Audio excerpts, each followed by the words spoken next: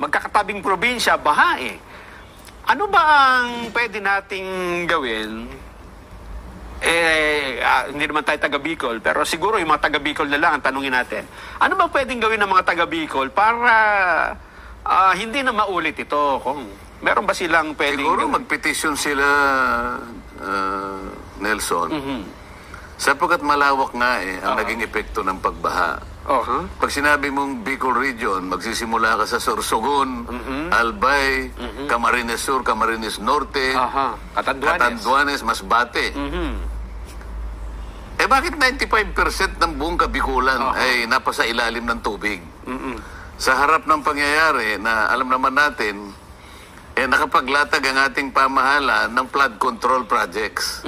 Sabi ko nga sa'yo, ang kabuuang halaga ng mga flood control projects na yan ay 22 bilyong piso. Makalaki. Sa liwanag ng mga naipakita natin ngayon, parang walang epekto yung flood control. Ayun nga po. Baka sabihin nila, baka hindi po control ang naidala rito. Ano po? Baka flood lang, hindi ko walang control kasi wala nga Di sana kung halimbawa, ngayon lang daw nangyari Hindi ba katwiran lang naman na isipin nila na, nakapaglatag pala ng maraming flood control dito. Halos 22 bilyong piso ang katapat niyan. Di sana hindi naman ganun sana kalawak. Baka sakaling... nasa bakit naging baligtad? Palagay ko, tinatanong mo, kinakailangan siguro nilang nagpetisyon. Pwede po ba niyong ipaliwanag kung saan napunta itong mga flood control na ipinamamarali na nailatag po dito sa aming rehiyon? Di ba? So ipatawag lahat ng mga kontraktor. Ipatawag ang DPWH, pagkatapos ipatawag lahat ng mga kontraktor na may kinalaman sa paggawa niyang mga flood control projects na yan. Kasi parte na yan na. Nangyari na rin itong nakaraang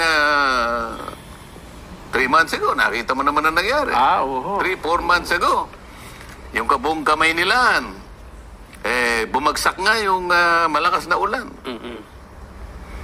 So, nasaan yung sinasabing mga 5,000 plus na projects na flood control? Na ang kabuang bilang naman yan ay halos umabot ng 400 bilyong piso. So, pinag-uusapan, pera ng mamamayan ito Nagtatalo ngayon sa Kongreso, sapagkat ngayon ay pinag-uusapan uli ang pagbabudget. At nagkaroon nga kami ng konting alingas-ngas dyan sapagkat napaka-importante daw na usisain kung saan napupunta ang pera ng taong bayan. Bawat sentimo ay kinakailangan nating siyasatin. Kailangan maging transparent at accountable ang bawat isa. Wala bang gustong mag-account nito? So we should hold all the contractors accountable here. Lalo na kailangan masino natin. Sino-sino po ba kayo? At saan po nyo nilatag yan? Talaga po bang nailatag